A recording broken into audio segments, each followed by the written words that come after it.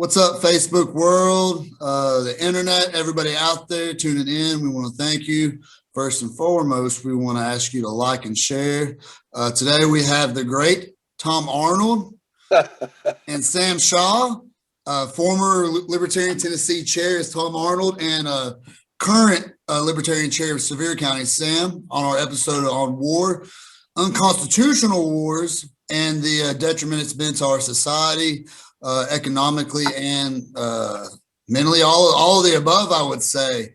And we got a few other little side objects that we'll discuss on, but we'll get with you all. How y'all doing today? Doing great. Good. Doing great. Perfect. Thank you. Nice to be here.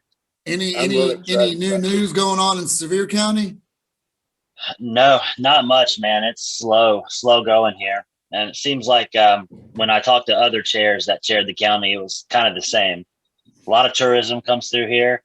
Monthly meetings, we kind of tag along to Knoxville and the other counties surrounding that have a bigger kind of core group of people. But to get people to commit and show up each month to a meeting has been hard. Hopefully I'll get it nicked this year and start getting people out.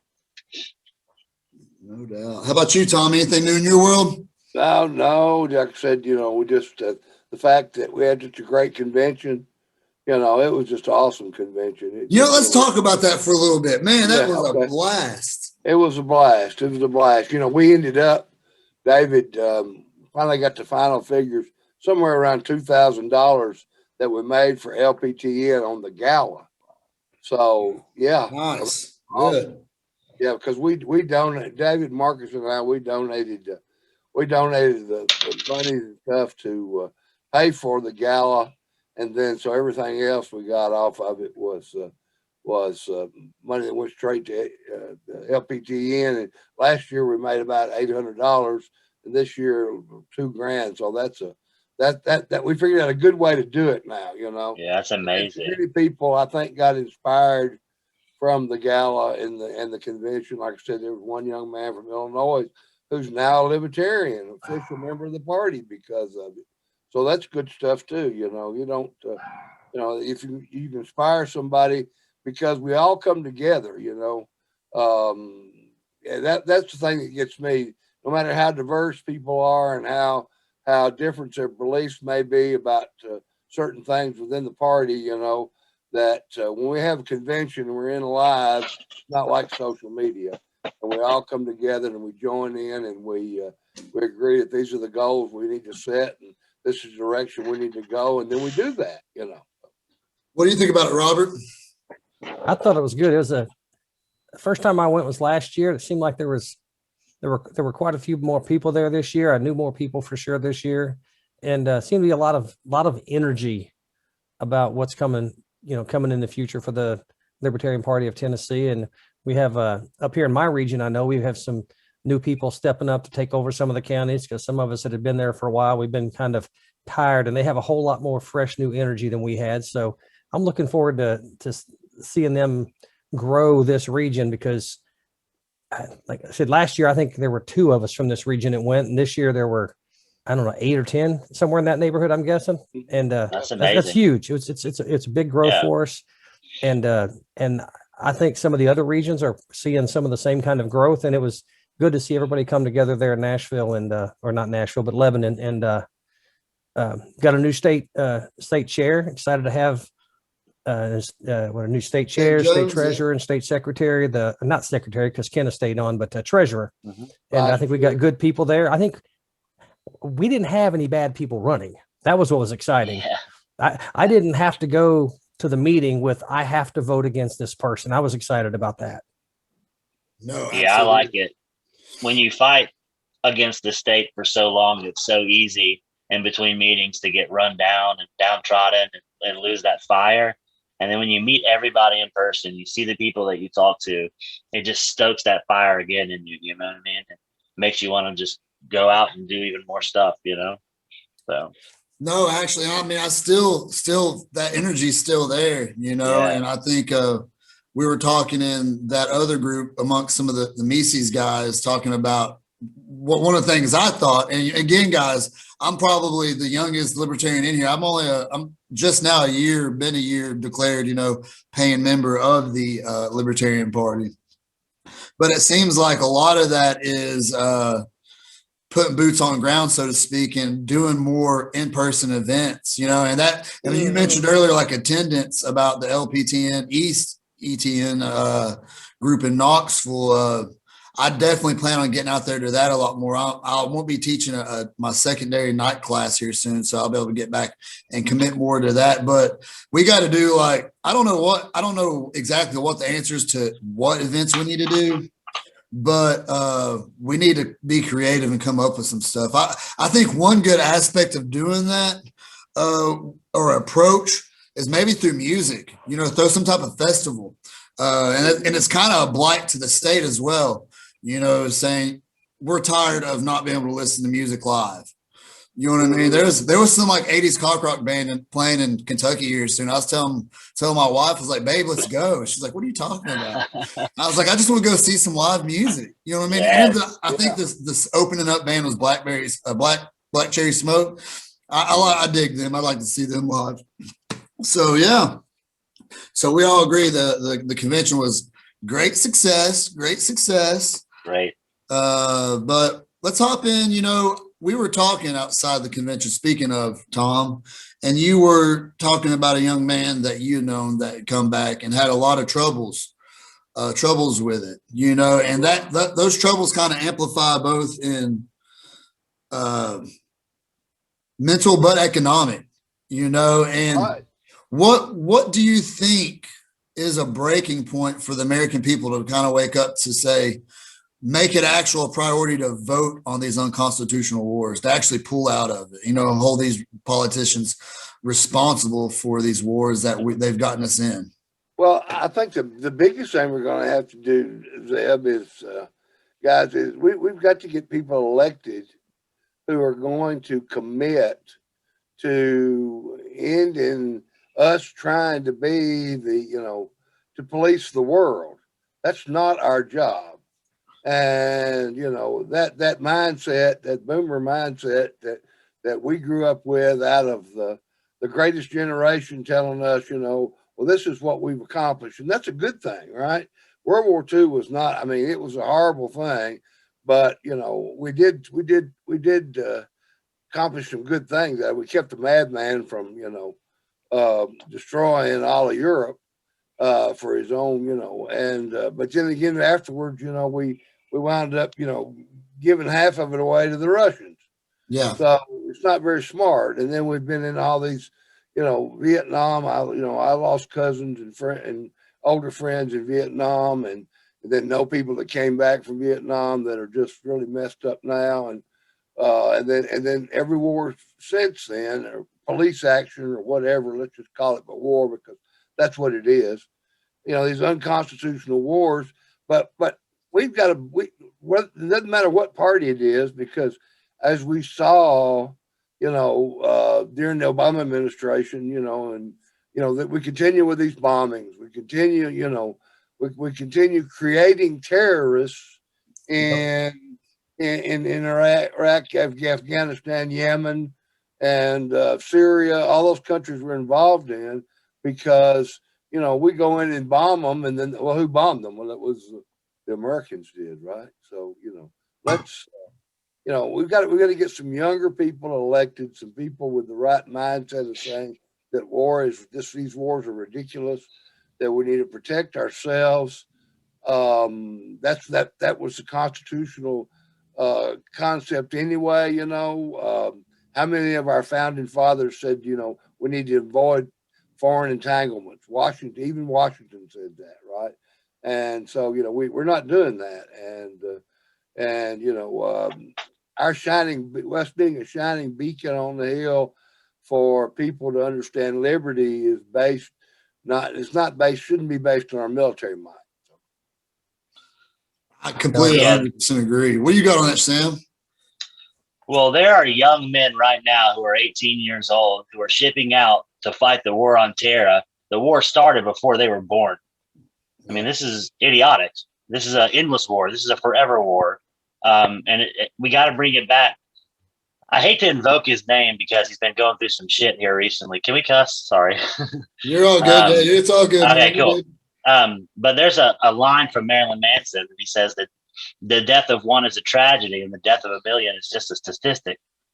So we need to bring back these deaths and these civilian casualties to the individual and make people feel it. Because when you see things like 600 dead, 700 dead, no one cares about it. But that's 700 fathers, 700 children, 600 people that are done. You know, the drone strikes is my biggest passion. I think drone warfare is one of the most evil things ever made. It's horrific. And out of the 14,000 confirmed drone strikes that the watchdogs have recorded, there's been 16,901 deaths. 2,200 of those are civilians, and 454 of those are children. It is incredibly insane that that's okay. You know, it just kills me. That's the point I try to hit with the boomer mindset, is that you know, I don't have a problem with the people from England, but if they were fighting some sort of terror war here and did a drone strike and killed one of my kids, I'd probably be inclined to start killing people from England. You know, where I had no problem with them before, but if you kill my family, then I'm going to have a problem now. And we've created more terrorists than we've killed. I mean, I don't know how there's any way we haven't with the volume of people we've killed around the world. You know, you really hit a note right there at the end, and I really think it's by design in a lot of ways. You know, in retrospect and looking back at time spent there, and you know, just know a lot of people within the military community, and just the culture there in itself is that, you know, people are waking up and seeing something. I think you earlier, Sam, mentioned veterans waking up and becoming libertarians, is because at some point, you know, you can only be red pilled so much until you start like saying, okay, now it's time to get out of the wars, and you're still not pulling out of the wars.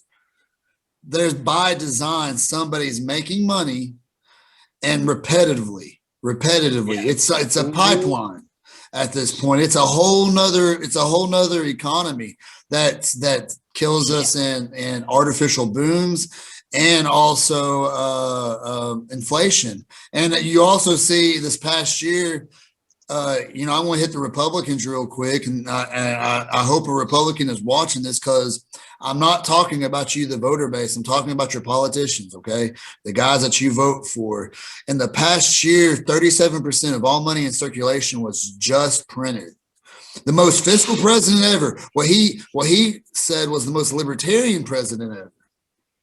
Printed off, went through the roof with spending. You know, and that is in part because of the wars. Because the wars set up these side deals with Sudan.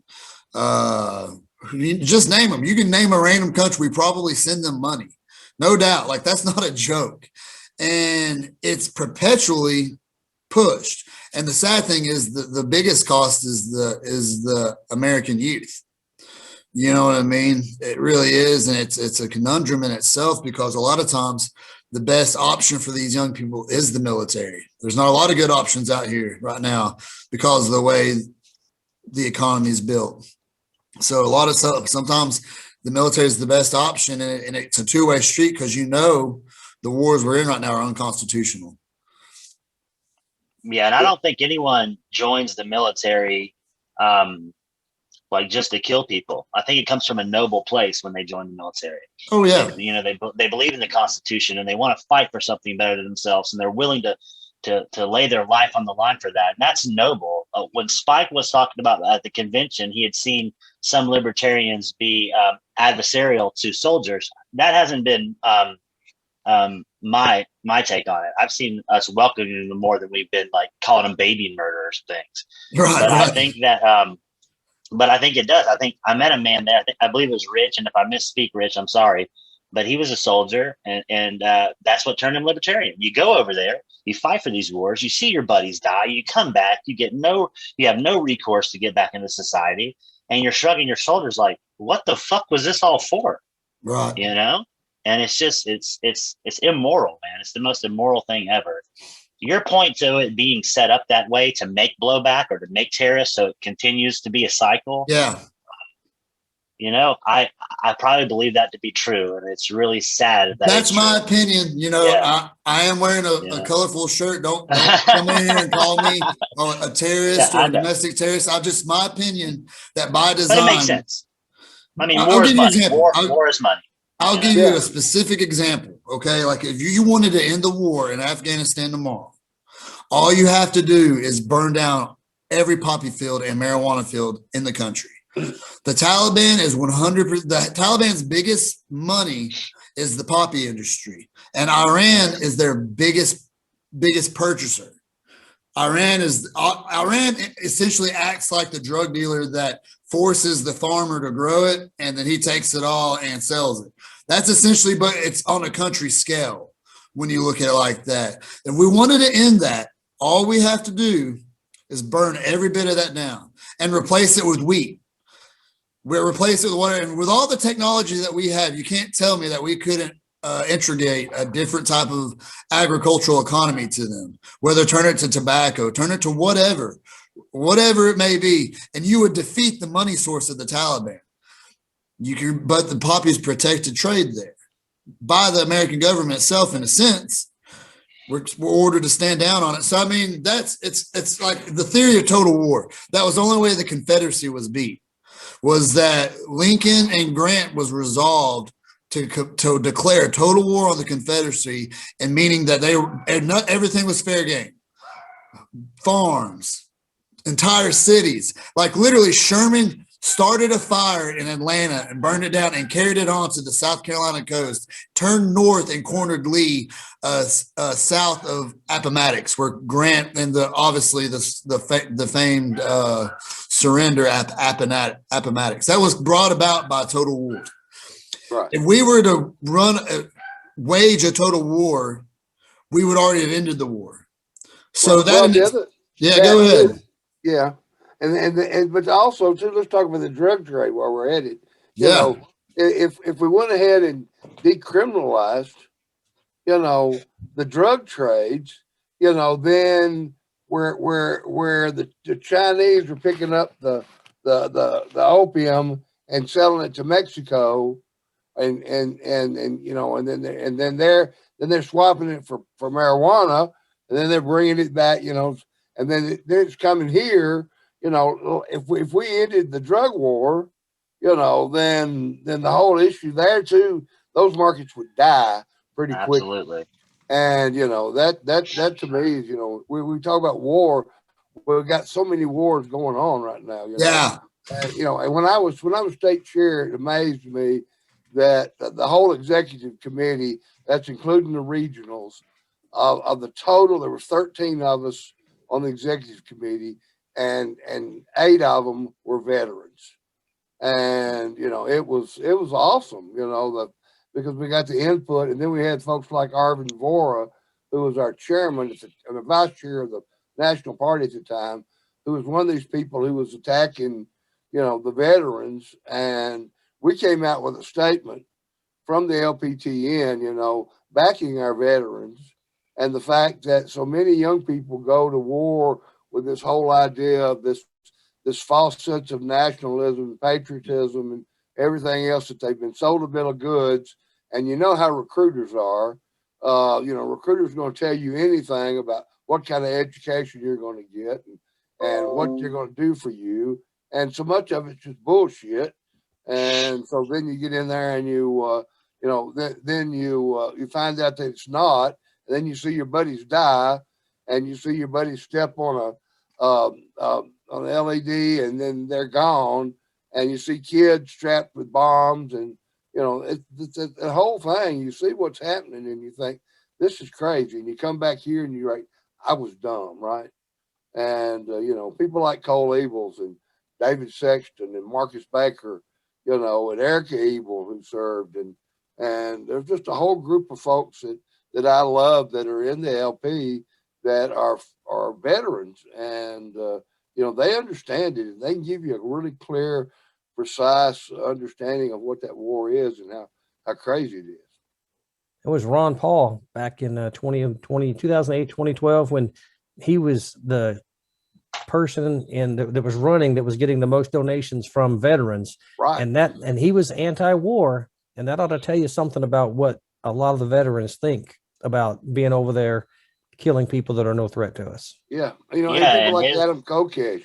See, Adam Kokesh was at Abu Ghraib, the prison. I don't know if you know who Adam Kokesh is. You know, I know who he is. I didn't know he was an Abu Dhabi. Yeah, Abu Dhabi.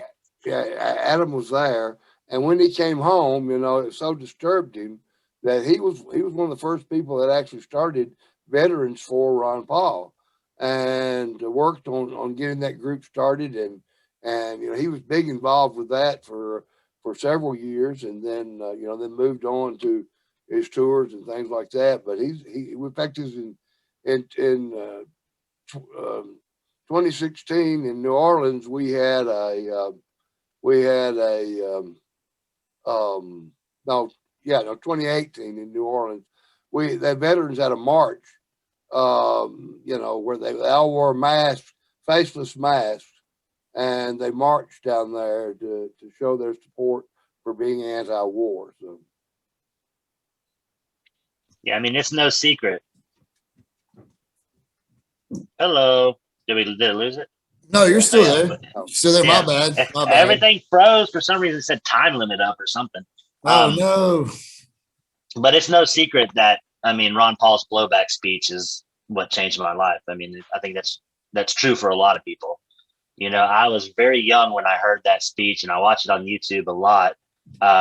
Because even after 9/11, I had those questions like, well, why would they do this? Why would they fly these planes into the towers? And his blowback speech, I mean, it changed my life. It really sent me on my path to libertarianism, you know?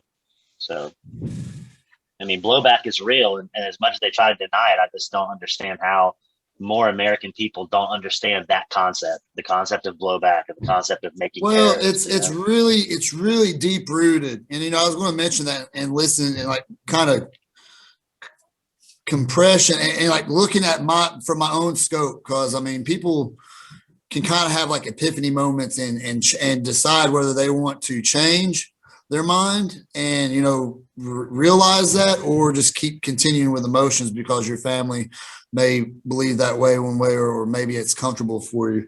But honestly, man, like, for example, I remember where I was at when the Twin Towers went down. I was in 8th grade in Miss Wampler's class, with whom I was very fond of. But it just stuck with me. You know what I mean? Throughout my entire, and I also had a lot of military family as well that I looked up to, you know. So it was out of a sense of duty, like you said earlier. And one of the scariest things, even more so than blowback from other countries, what scares me the most is that propaganda tool being turned around and used against American citizens. sure. You know what I mean? And I swear when you get out of these groups where you get a lot of bickering, whether it be Facebook, Twitter, wherever it may be, I truly do. And I've said this before, saying, you know, talking to guys that kind of challenge a lot of what we post on the Afterparty, talking to those guys, I truly feel like some of those people would jail or vote to jail or call the police or whatever on the other half of the nation at some point. Like it really does feel like an atmosphere where they're willing to impose the state no matter what. And this is your neighbor you're talking about.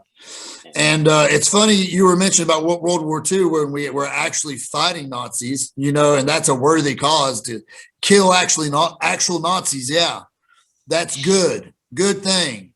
But we've got to a point where, you know, people just routinely call another person a Nazi.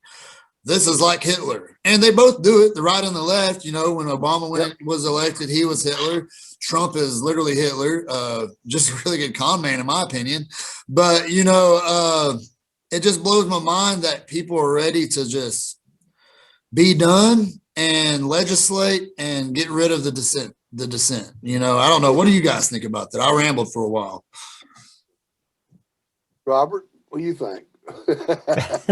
Well, I think all sorts of stuff. I think that there are people that I can argue with really well on social media, but in person we get along just fine. It's when we get along wonderfully, whether it's a conservative person or a liberal person, we get along really well. Personally, we don't have any issues.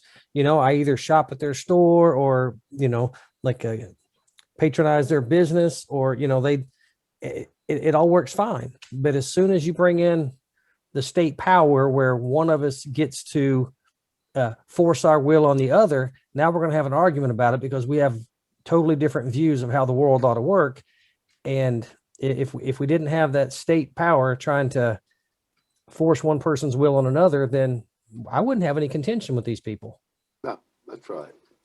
Yeah, but we still need allies. So it's weird to me because when I was growing up, all my favorite people, most of them were leftist, and most of them, actually all of them, were anti-war people, hugely anti-war people.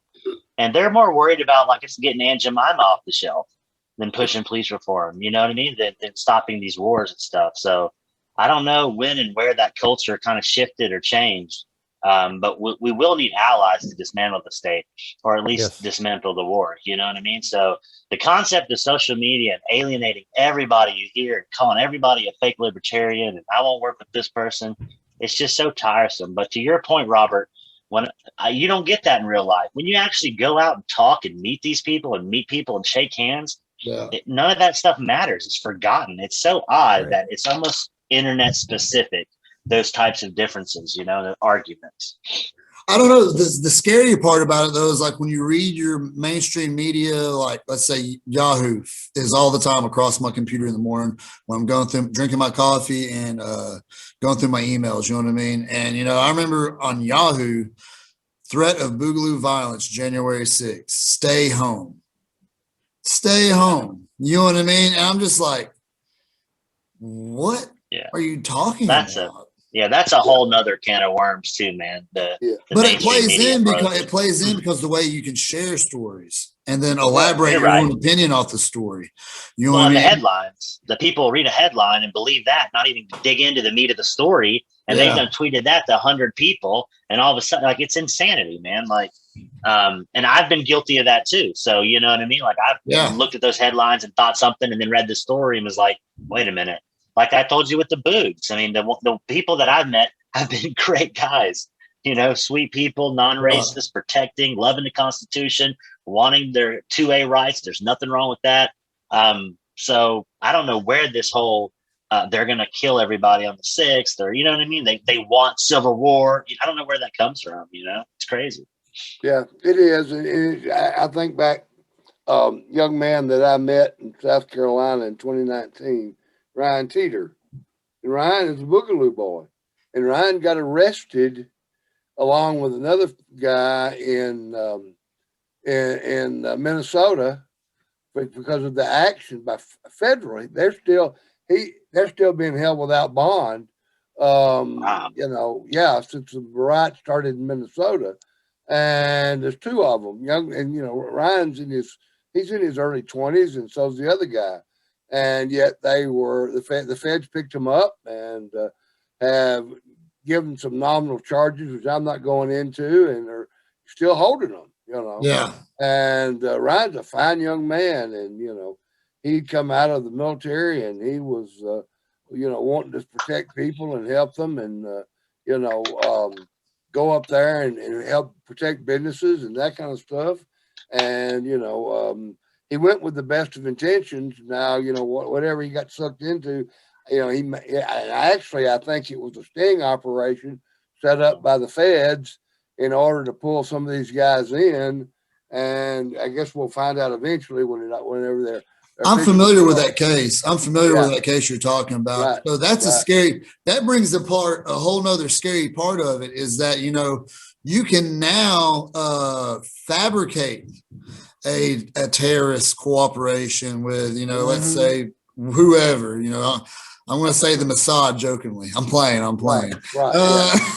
Anyways, Al Qaeda or whoever, and you can say that said person was contacting them for terrorist activity, therefore they are terrorists. And domestically, that could be a segue into mass whatever you want to call it, warrants or whatever, just by association alone. And that's scary in itself, you know. Well, we're already under mass surveillance and everything too. And now with the deep fake technology and things of this nature, you can fabricate a terrorist easily and fabricate charges easily. Well, and we keep voting away those rights. We just keep voting away those rights. Take it, make us safe, make us more safe. And it's fucking killing us, you know? Yeah. It's crazy. It is. How many of the FBI? Go ahead, Robert. No, go ahead, Tom. I was just going to say, what we're seeing here is, you see how all this is interwoven? The economics of it, the whole attitude towards war, the fact that the CIA may be protecting poppy fields over there, but they're also got they're working on domestic terrorism here. They've got their fingers in pies here. They're going after U.S. citizens, so they're not supposed to be operating on U.S. soil. But between the FBI, the whole federal government is twisting everything to make a patriotic American who cares about humanity and his fellow man into a freaking damn terrorist. And that's what we've got to make people aware of, that these young men, they aren't terrorists. They're just the same person that would have elections in the Concord would have picked up a rifle and stood before the British, right? Yeah. And so that's it. That's all. Go ahead, Robert. Yeah, it's just how many of our FBI terror plots that have been foiled have started with an FBI undercover agent or an FBI informant getting somebody wound up to go buy something from another FBI agent. And I think a lot of that is just they're planting the seeds of their own cases that they want to bust in the future so that they could, keep their power growing and keep their funding coming. Well, look what happened with Ross Ulbricht and the Silk Road. The FBI took over the Silk Road and then they ran it for months. They sold drugs for months. They did it under the guise of, we're collecting intel. But I mean, they ran that site. And then look at how many FBI agents have been arrested off that case for stealing Bitcoin and making change and doing crimes from the Silk Road. So it's insanity, man, what they do, and the backwards actions that they keep getting away with, And then again, everyone else, Robert is a criminal and he's locked up, it just kills me, or Ross, sorry, not Robert. Yeah, Robert's right there on the TV. Yeah, we got Robert with us, right? I'm still here. Where'd you go, Robert? I got a computer in my cell that now it's high tech these days. Yeah. It looks like they accommodate you very well. It must be considered white collar crime. And people thought that Trump would really, really pardon him. It's so funny, man. You know what I mean? Yeah. It's like he's not going to do nothing for Assange. He's not going to do nothing for Ulbricht. Not going to do anything for Snowden. No, nothing for Snowden. Exactly. Yeah. So it's just it's crazy, But it is all interwoven. That was the problem with Trump, and Trump could have won so many people, or it could have been just the biggest FU to both of you, because his own party turned on him because they knew he wasn't going to be a winning horse anymore. And then the Democrats party was already framing him for collusion with Russia. The last thing that he could have done was pardon some of these guys to really piss them off. You know what I mean? And he would have been completely justified in doing so, even if it was for his own vanity. But it shows me that he is scared. I think there's an element of Trump that's a little bit scared of. Interesting. Of this, I think it started off egomaniac that I am going to run this show. I'm going to drain the swamp, even though he's got Mitch McConnell in his ear and, he becomes the swamp. I think at some point, I felt like Trump would have been such an egomaniac that he would have pardoned one of those guys just for the simple fact for the celebrity. Just or at least Tiger King, at least do the Tiger King guy. But he didn't. You know what I mean? He didn't, and he's a smart enough guy to know that would land him a spot in some sense, even with the libertarian minded people, really good plus. But to be the president that pardoned Snowden. I don't think we've seen the last of him either. I really don't, guys. I think he'll run again in 24. Well, I really do. The mere fact that they moved CPAC to Florida tells you that exactly. They're catering to Trump. So, and he's a speaker, isn't he? He's doing his first public speaking. He's speaking at CPAC. I love that. The uncancel America, and then they cancel a speaker. Yeah. Dad, I wanted to hear what that guy had to say. I would like to hear more of what the black separatists have to say. You know, I know what I mean? Absolutely. You know, let them talk. I mean, it's been going on this long, and you know, you have a segment of your community that doesn't want to do this anymore. You know, I don't feel like I need to legislate or use the state to coerce you to be a part of a union you don't want to be a part of. Right. I don't Yeah, believe absolutely. it. Right. No, Man, exactly. And the thing about it is, it all depends on whether you look at it as the Constitution being a contract or a compact. You know, because if it's a compact between states, then states have the you know, then they can be able to leave at any time.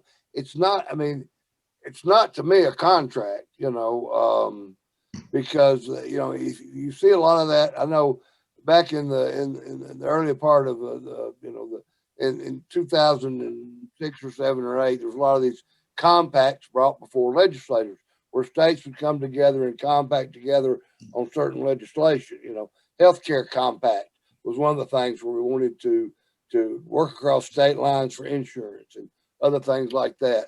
And so that's, you know, and Dave Benner and Mike Maharry at the 10th Amendment Center, we talk a lot about those things. And, you know, the fact that it is a compact and it's not a contract. And so the legal bindings there, state wants to secede, then more power to them. But, you know, you got to understand the economics. And I think that's the biggest thing that's scaring them right now is the economic situation. You look at Tennessee and the fact that 45% of our state budget in Tennessee comes from the federal government, you know, and so they're scared to be able to leave and say, well, you know, but then again, you look at the fact that since 2010, they have the Tennessee budget has increased almost 45%.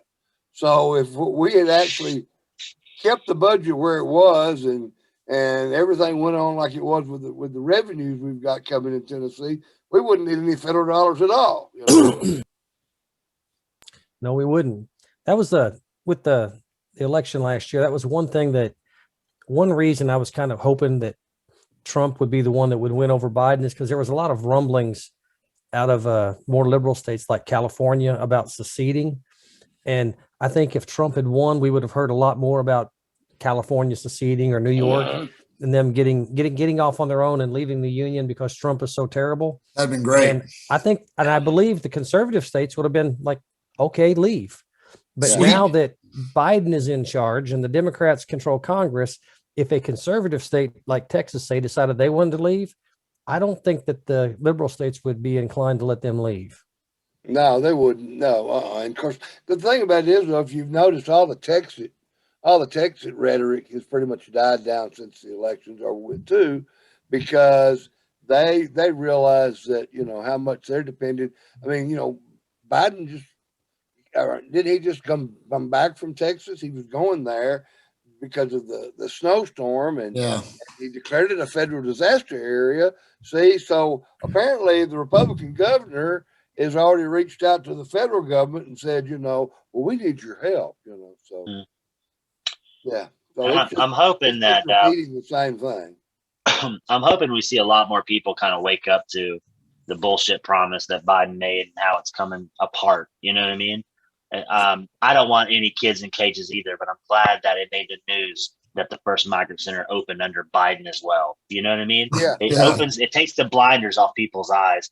And I'm not an AOC fan, but to see her still call Biden out is good. It's good. You know, let's stay principled in that aspect. Hopefully people start to realize, you know. Oh yeah, she called Biden out. She said under any administration, this is bad. She said it doesn't matter who administration, this is horrible.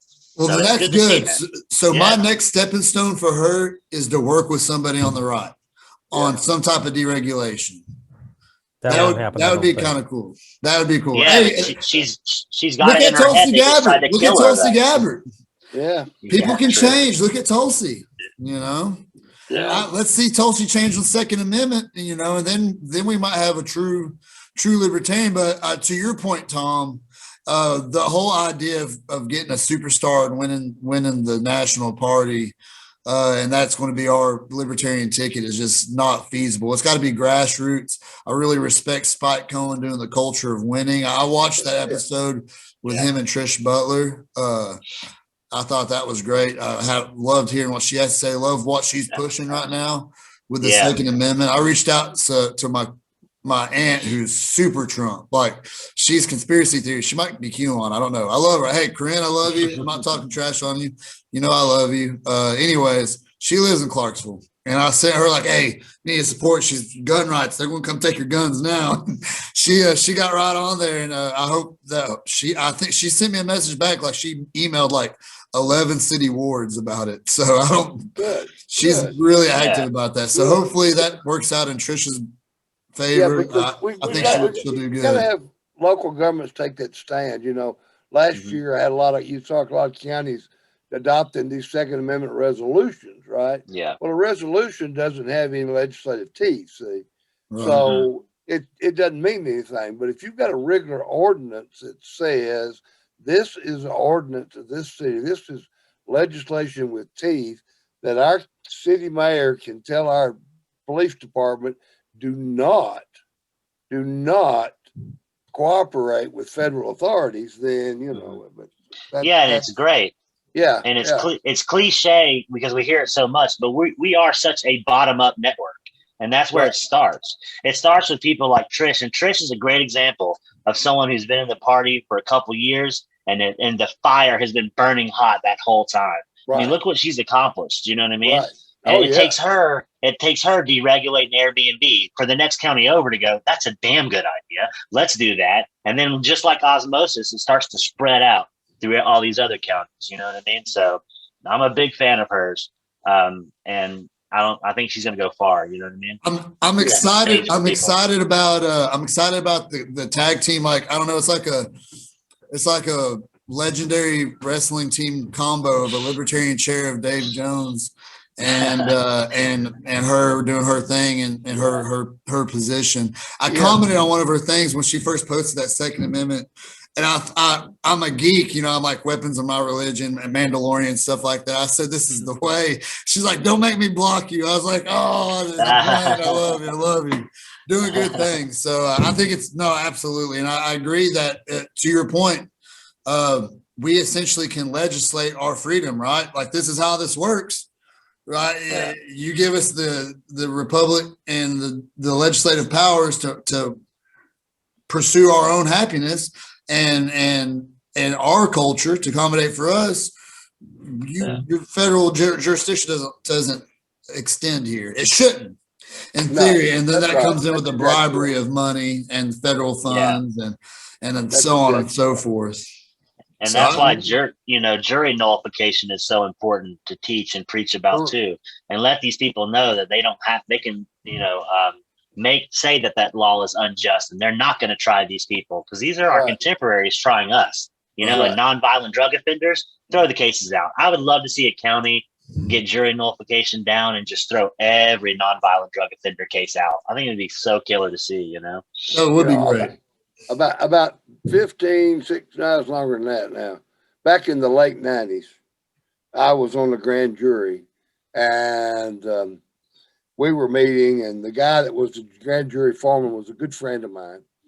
We were talking, and and while we were talking, deliberating on these things, I brought up the fact about jury nullification, and we talked about it. And I told the people in the room, look, it used to be a thing in this country that, if you thought the law was bad, the grand jury and the jury are the two primary ways to, Jefferson's might have had a quote about it, that ultimately it's the jurors, the people, the citizens decide whether the law is valid or not. And in doing that, in a jury, you can do that. Well, we returned so many no true bills in the term that I was on, that which meant that the people didn't even have to go to court and have a jury trial because the grand jury people were convinced this is bad, this is stupid, we're wasting money, we're wasting time. Same guy comes in here 4 or 5 times, because he gets drunk and disorderly, and he screams at people. He doesn't hurt anybody, but they want to put him away for 2 or 3 months. Or guys are growing pot plants that are 6 inches tall and 5-gallon buckets in a trailer, and it's worth so many hundreds of thousands of dollars. Right. But it's just dumb stuff. So we kept turning it out. Well, finally they figured out who was causing the problem, so they didn't call me back the next day. Oh. And I have never been called to jury duty since. Oh, I bet. My name You're on is a blacklist somewhere. I am on a blacklist somewhere. But but you're right. Of course, that's another thing. There's legislation now in the state legislature that if a defense attorney requested the judge that he informed the jury about jury nullification, that they'll have to do that. And that's one thing that I hope passes. There's only 2 state constitutions that still mention jury nullification. One of them's Indiana, and I can't remember the other one off the top of my head. But it used to be all of them did, And the whole thing was, if the judge would say, if you think it's a bad law, then you don't find this person guilty, not just based on the evidence, but because you don't think the law's good. And, so we've got to get back to that. That brings it back to the people. That's a government of the people. Yeah. And that's where we've got to be. Same with our school board, same with everything, this whole idea in Tennessee right now that the governor is going to be given the ultimate authority to say, everybody's got to go back to school, right? Well, screw him, right? Yeah. Let's do away with the State Department of Education and let's bring everything to all that money to the local level and let the people locally decide. But it's just where government has its fingers through everything, guys. Yeah. It's and it causes this war. The war on poverty, the war on drugs, it's always giving everything a war. Or they got a czar. You remember all the czars that they had, during the Clinton and Bush years. Yeah. So it's just it's craziness, that whole idea that they had this authority and this power and to manipulate us and to force us to do things. And if we don't go along with them, then they're gonna come get us, right? Yeah. Put us in jail, That's why I'm really interested to see how decriminalization in Oregon plays out. They just decriminalized every drug, and I'm willing and hoping that'll open up people's eyes. They kind of set the stage for giving people treatment who might have problems instead of putting them through the system and giving them probation for life and ruining their job chances and ruining their lives. Right. So I just hope they give that decriminalization time to play out, because I think, things might get worse initially, but, in the long run, it's going to get better. But, we've been fighting the drug war for 30, 40 years now. Let's at least give this, 10 or 15. Yeah. I agree. Yeah. Right. I agree 100%. And you said something about, again, mentioned legislating and we hold that power and we got to get people elected. I got to tell you, I remembered when I first started getting into libertarianism, and the first person I ever reached out to was Justin Cornett. And the second person I reached out to was my Campbell County chair, Tom Campbell. And Tom Campbell was always talking about a guy named Tom Arnold. Always like, man, who is this Tom Arnold cat? I got to remember him. And I'll tell you what, if there was ever a person that I wish we could get elected to something, if he could get out there and be available for it, because I know he's a busy man and also he recovering and everything.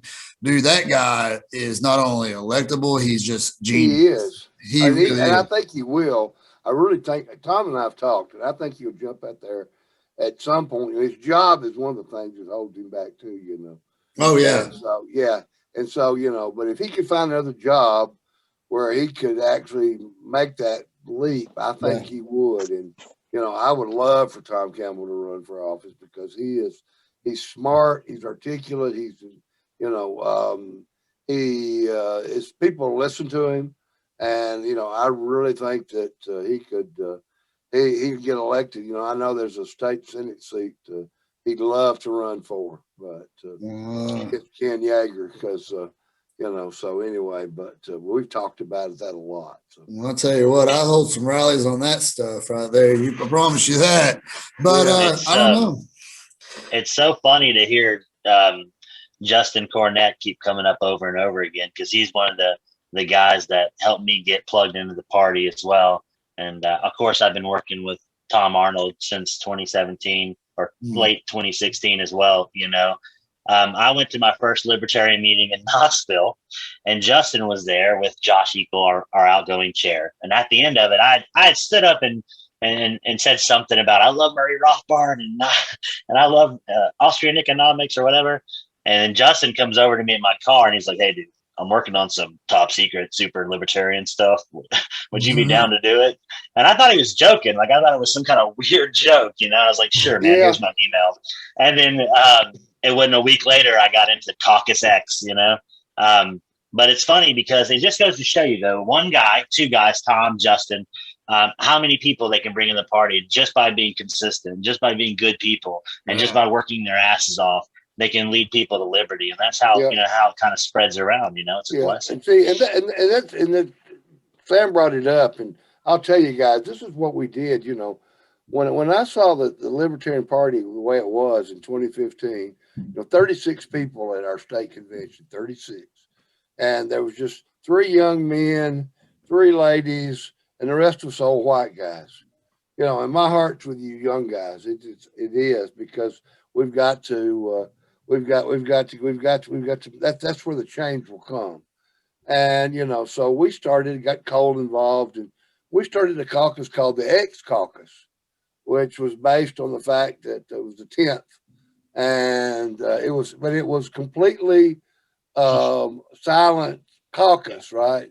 It's defunct now because once we got our slate of officers elected in 2017, there was no use for it anymore.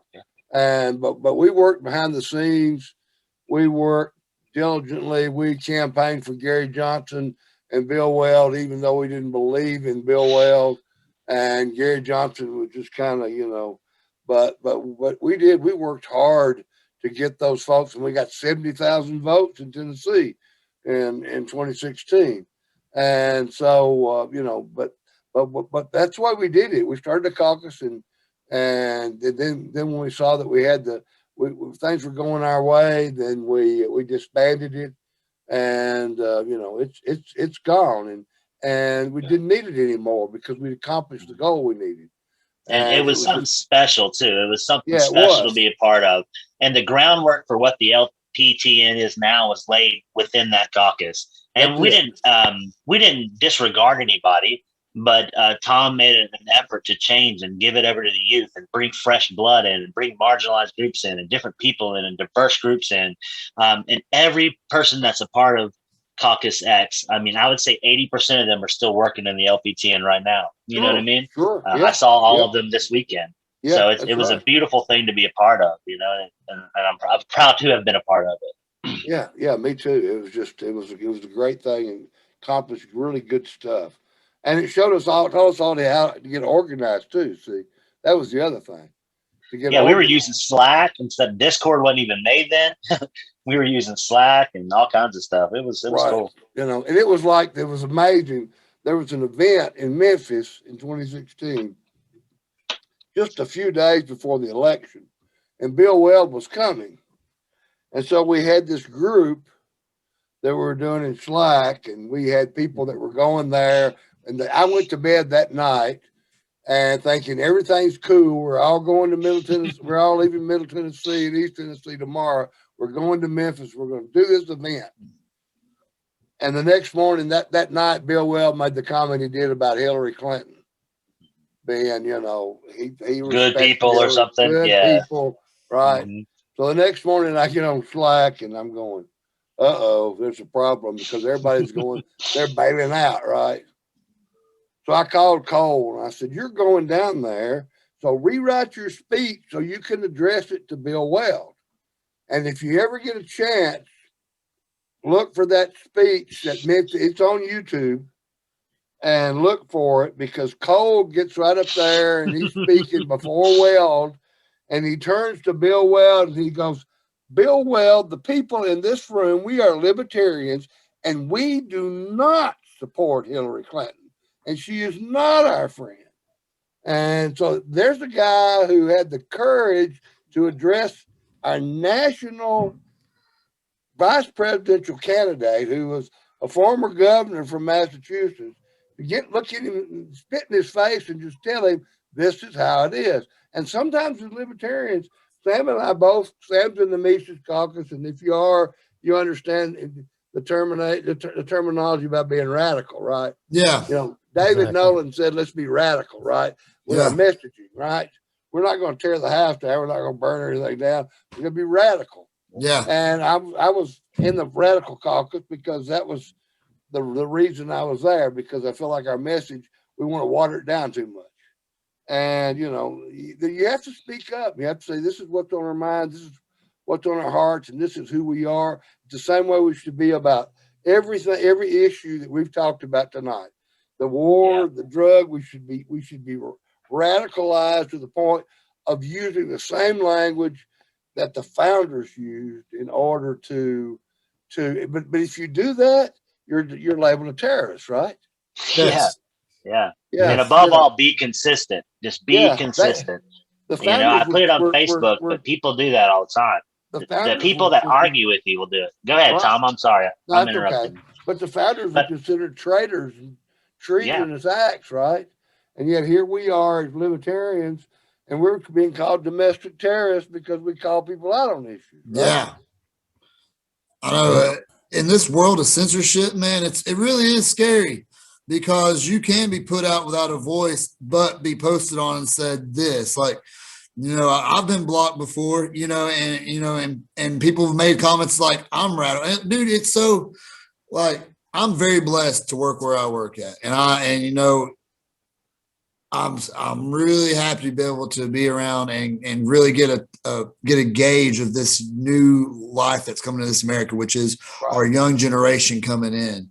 But outside of my life of my workplace or work, you know, I can be my own person, have my views as what I see as being a libertarian. I've had, you know, colleagues worried for my sake and my position because of my views, you know, of just what we've talked about tonight.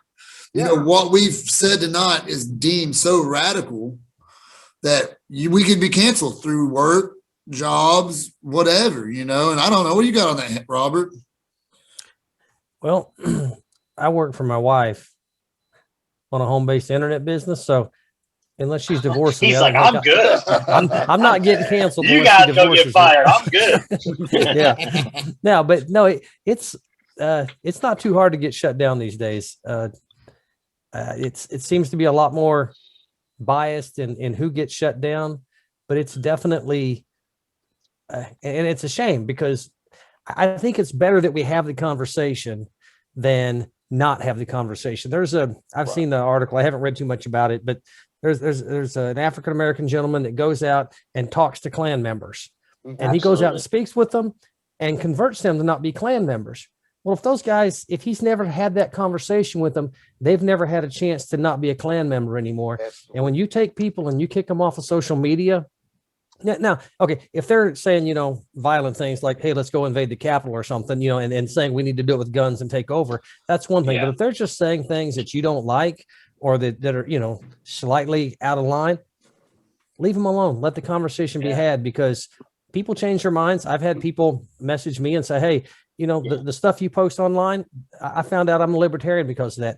People's minds get changed. You know, I've taken people just through repeated messaging of good economics, anti-war, anti-drug war, peace, and getting the government out of our lives. People are like, yeah, that's me. Now, I don't think either one of them voted libertarian last year because they were terrified of Joe Biden getting elected, but they'll come our way. We got to have the message, and we got to be able to talk to everybody, both sides, left, right, down the middle, wherever they are. We need to talk to them, and we need to bring those that are out there on the fringe and radical, and bring them back to peace, absolutely. bring them back from being radical. And if you kick them out of the room where all they can do is talk to each other, Yep. they're just going to get themselves all wound up. Yeah. And eventually you're going to have a radical, and we're going to have an actual insurrection, not a wild mob.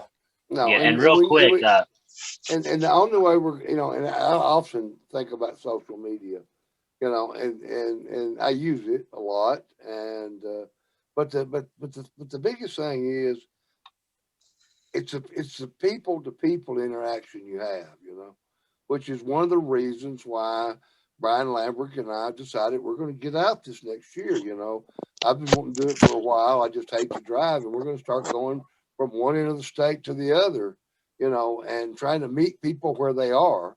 And I hope you come to Campbell County.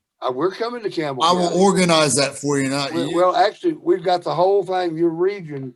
We're going to get that whole region together to have a regional meeting, and we're going to bring people, and we're going to try to hit 3 or 4 counties while we're there. It's awesome. Because, you know, I'm selfish. I'm selfish. Yeah, that's great. That's cool. Because, you know, of course, I come to Rogersville every year. Wow. For 2 weekends a year, because I do Santa Claus at the historic inn at Rogersville every year. But didn't this year because I canceled it. But I love that. Of course, that's my family's from Mountain City, so I love that part of the country anyway, and it's real close to my heart. And so you know, but we're gonna start there. Brian and I have already talking to everybody up that way and say we're gonna have we want to come in. We want to set up, because Brian just moved here from Illinois, and what he did in Illinois was get out and organize, you know, county chapters. And so that's where my heart is. I just hate doing as much driving as I have to do at my age, you know. But so anyway, so he's going to drive, and we're going to get out, and we're going to talk, and we're going to meet people where they are, and we're going to, you know, and bring folks in that are marginalized. We want people to come and who question it, and where we can have good conversation, and we can show people, you know. Gary Johnson, when he was running for president, my dad sat at that desk. That's his desk behind me. And, you know, he didn't understand what libertarians were all about. And I couldn't really get to discuss it with him. So I just left stuff from the campaign on his desk, and he started reading them. And once then he told me, you know, going into the election week, he said, you know, I really think I'm going to vote for Gary Johnson. And I said, well, I appreciate that, Pop, because, you know, he saw a businessman who was like him in the construction business, who was doing good things, who had done good things in New Mexico. And that's what it takes, just one person at a time, converting other folks over and bringing them in and then helping them to grow. You know, too many times we want to attack these new people. You know, I really like Justin Amash. I really do. And I'm so glad that he's coming to the party. But right now, to my way of thinking, he's living in a bubble of the people that are surrounding him, right?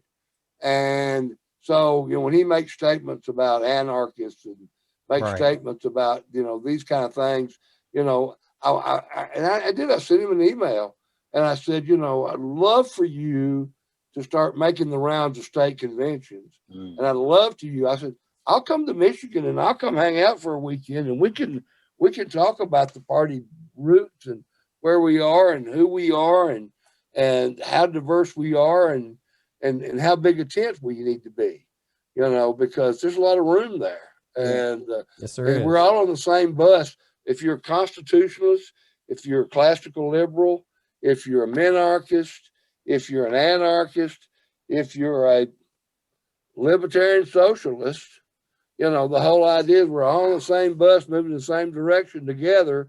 And when we get there, as long as the group that gets off the bus isn't trying to hold everybody else back, then at the end of the day, if we get a society that's actually free, then the libertarian socialists can go over there and they can start their own little community and they can do their own little thing, right? Call it Massachusetts. Yeah. You know, and they just go just like everybody else, you know. Yeah. I mean, we're working on a voluntary community in my home county, you know, a free county project. We can get 500 little libertarians moved my little county. We can actually make a difference in the politics and show people that a voluntary community can actually work and a libertarian government can actually work, because we can do less, we do more with less, and we don't have to tax the people to death in order to accomplish the goals we do, you know. So Absolutely. Yeah. Hey, real quick before I forget, the man who talked to the KKK, his name's Daryl Davis. And he's got he did a podcast with Joe Rogan recently and kind of explained his whole path. That he's an African American gentleman, and yeah, he and it didn't happen overnight. Kind of like what Robert was saying. He spent hours and hours and days with this one gentleman and went to dinner at his house until they became friends. And finally, that gentleman gave him his Grand Imperial robes. And now Daryl Davis has over 200 Ku Klux Klan member robes of people who have given up the KKK from talking to him. So That's it awesome. doesn't happen overnight. Yeah, exactly. And now Daryl could have pulled a gun. He could have ran away. He could have hated them for what they've done and the views they hold. But instead, he had a fucking conversation with them. Mhm. You know what I mean? So that's when people get mad about Dave Smith talking to these people and other libertarians talking to these people. I point to that as one of the big things. How are we ever going to get along? You know what I mean? They're not going away. We have to find that common ground and those views can be reprehensible, but you can also change their minds, you know? Well, I think to be the honest part about that, Sam, to me is that it's good and fine to have those conversations, and we need to be having those conversations. But when we reach the point where we're promoting those people, which I've seen some of that promoting these people before they've actually made the commitment. It's like with Justin Amash, right? You know, yeah, he's very libertarian leaning, but was still a Republican when he left the Republican Party. And then finally joined the LP, you know, that's a good thing. But he's still a baby libertarian in many ways. Yeah, he does. You know, you got to read the SOP, you got to read the platform, understand where we're coming from, what we stand for, what we believe, you know, and then be able to say, yeah, and this is why we want it, because this is part of our platform, right? Because if you look at our state convention, you look at the diversity of people who were at our state convention this weekend, and there was a diverse group of people there. That's what my wife was saying. Yeah, and it was wonderful. She had a blast. You know. Yeah. You know, so and it was fabulous. And you know, you just can't. You can say, "Wow, look at the diversity here." You know, with outright folks there, and a couple of people that were former Audacious Caucus with radicals and Mises people and the Prague Caucus. You know, I mean, there were all kinds of people there representing all kinds of specific differences within the party, but at the end of the day, we were all on the same page. You know. I mean, and that's why I give you credit for that gala, because everyone talked about that gala. And even some of the Mises members were like, man, I was hanging over there at the Prague. We were talking. The gala was amazing. It broke that ice for all these weird internet beefs we have. It just broke the ice away. And at convention, I made it a point to go out and meet Ashley from Outright and everybody else and just say, hey, man, I'm a Mises state organizer. Don't believe the bullshit. Let's talk. Let's work together. You know, and I was received perfectly well. Not one argument all weekend. No, and it was refreshing to see. There was no arguing. No, I mean, it was awesome. It really was. Yeah.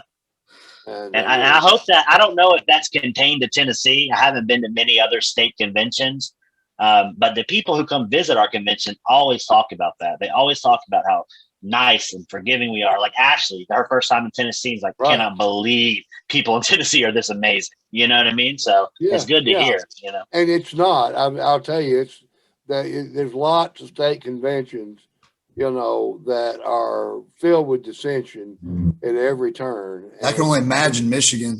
And we are really blessed in Tennessee to have the party we have, because there's not any, you know, I mean, we can disagree on the direction we want to go or how far we want to take something, but there's no real dissension. At the end of the day, we're all libertarians. We're working towards the same goal. We're working for liberty in our lifetime. And we've got people like Spike, who is one of the most articulate, intelligent people that I know. And I've loved that young man for years now. And kept gigging him to get back in the party, to get active. And he and Matt, his partner at Muddy Waters, are both party members now and are both supporting the party. And, and it's, well, and it's like Mises, right? I was nominated to be, I did not ask, I didn't, there was our judicial committee at our national convention last year. There was a group of people who set up a slate of people to be on the judicial committee. And, I got nominated from the floor, and I asked if I would serve on the judicial committee, and I got nominated from the floor. And then the Mises Caucus, Dave Benner went and talked to the guys, the Mises Caucus, and they all voted for me, except for probably a few people. So, and I was just the number 2 vote getter at a convention I wasn't even at, and because my connections with all these people that I love and respect was such that they voted for me, Awesome. And so it's but that's what we've got to do, and that's spreading that message to everybody else across the state, so that the average person, your guys' age and younger, begins to understand what liberty is all about and who we are and what we're all about. And the fact that we can actually make some real changes at every level, from a city a council to a mayor to a state representative to a state senator, school board, anything like that. Or if there's a position you get appointed to, David Tyler down there in Chattanooga. He made so many really good connections when he ran for the city council in East Ridge and then he joined the Optimist Club, right? And then he got appointed to the beer board. Now that's a great thing for a libertarian to be on the beer board, right? Absolutely. Because Yes, it I is. mean, because those are the guys that come and say, "Oh, we want a license." Well, the libertarians on there, he's going to say, "Yeah, we can help you out. All we're going to help you.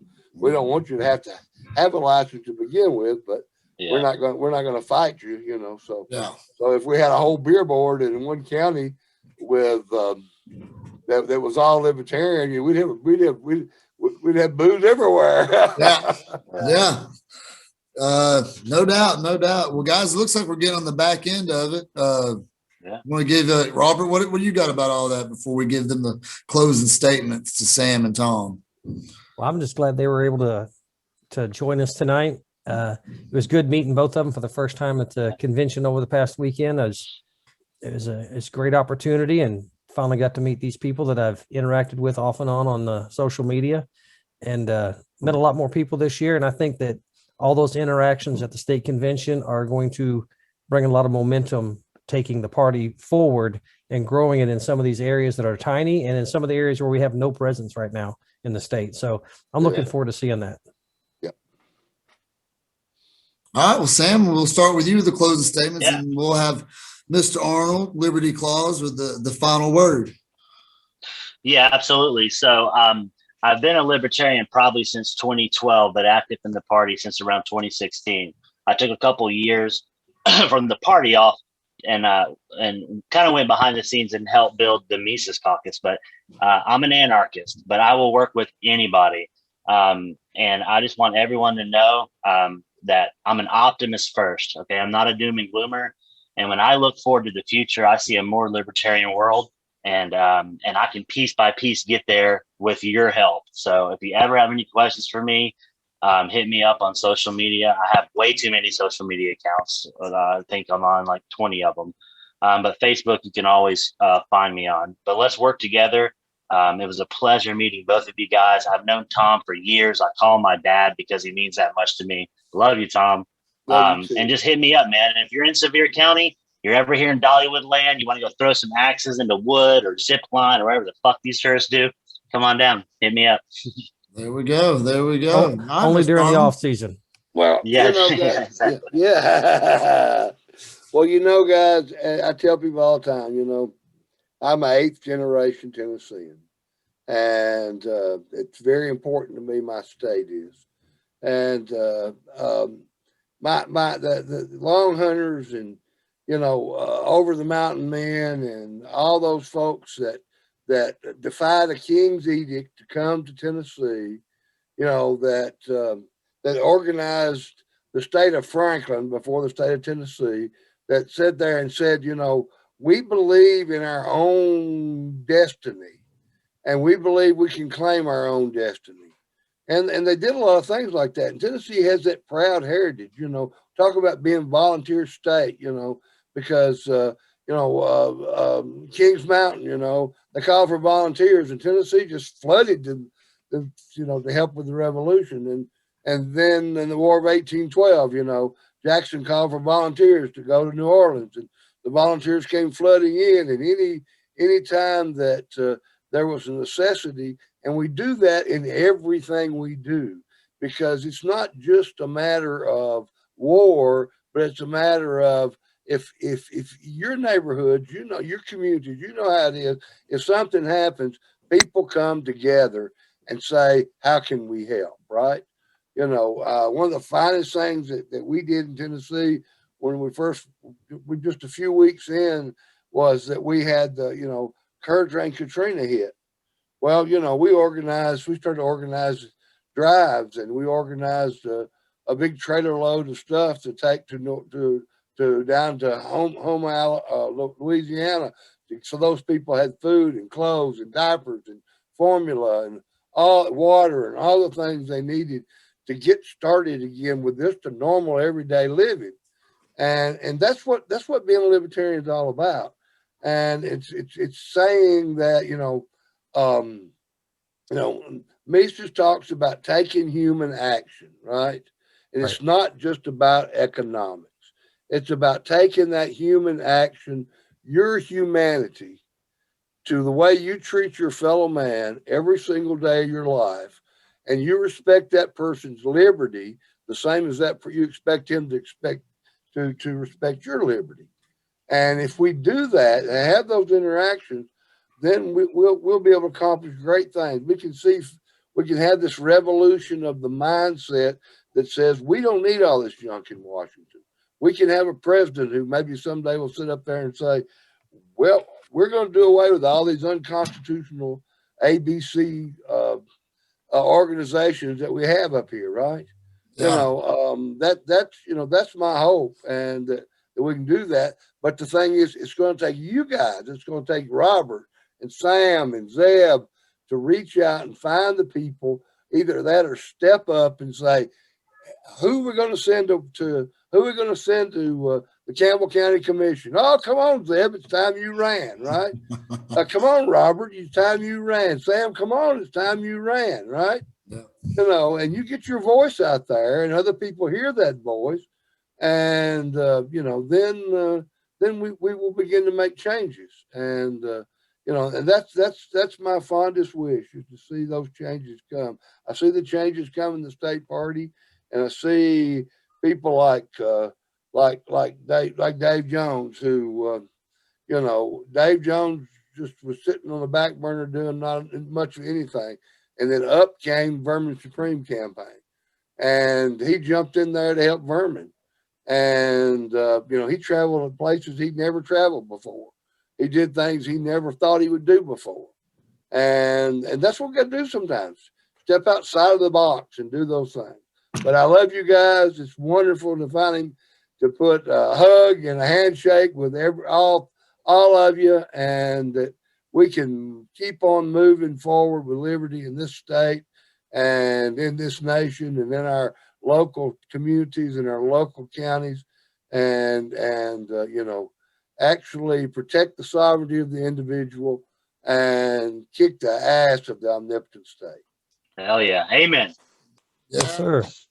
Got chill bumps, but to all of our Facebook fans out there, it's me and Robert, After Party with Mr. Sam and Mr. Arnold. Thank you guys for coming on. Please like and share this video within Libertarian communities. We can only get our voice out there as much. We're going to push for the future and in-person rallies. I know Sam and Robert both can attest. within the Mises caucus, we're already talking about doing that, trying to get some, Yep. like maybe get a bunch of us go do throwing axes up Sevier County way, whatever, you know, try to We're get gonna it have up Scott Horton soon. We're gonna get Scott Horton down here soon. Oh, here. nice. Really? Yeah. Wow. It's in the work. It's in the works. Sound me in on that then. Yeah. You just let me know what needs to be done, or if y'all need whatever, I'll throw in. I'll put it like that. Of course. Yeah. I'll put it like that. But y'all, thank you for tuning in with us, guys. Y'all have a good day. Stay safe. Don't drink the Kool-Aid. If I can figure out how to stop recording.